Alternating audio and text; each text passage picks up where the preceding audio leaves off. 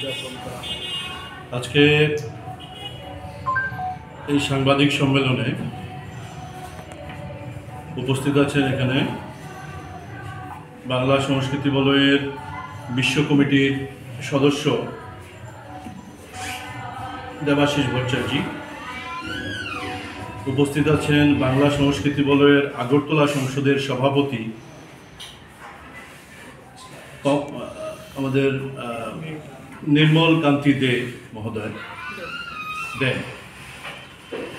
উপস্থিত আছেন বাংলা সংস্কৃতি বলয়ের আগরতলা সংসদের সহসভাপতি কমল মজুমদার, উপস্থিত আছেন বাংলা সংস্কৃতি বলয়ের আগরতলা সংসদের সম্পাদক অনিন্দিতা রায়, উপস্থিত আছেন বাংলা সংস্কৃতি বলয়ের আগরতলা সংসদের সদস্য গৌতম সাহা এবং শিউলি দেবনাথ। প্রথমেই আমরা আপনাদের মারফতে রাজ্যবাসীকে বাসন্তী শুভেচ্ছা জানাচ্ছি। বসন্তকাল, ঋতুরাজ বসন্ত, ঋতুকে আবর্ত করে বাংলা ভাষাভাষী মানুষ আমরা যারা আছি এবং বিশ্বের বিভিন্ন প্রান্তে মানুষজন উদযাপন করে।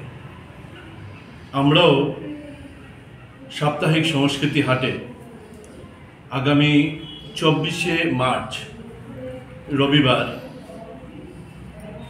বসন্ত উৎসব উদযাপন করতে চলেছি।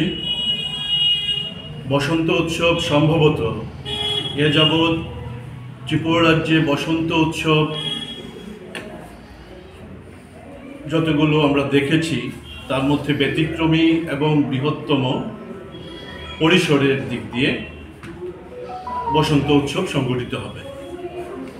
এই বসন্ত উৎসবে ত্রিপুরা রাজ্যের মাননীয় রাজ্যপাল ইন্দ্রসেনা রেড্ডি নাল্লো মহাশয় উনি উপস্থিত থাকবেন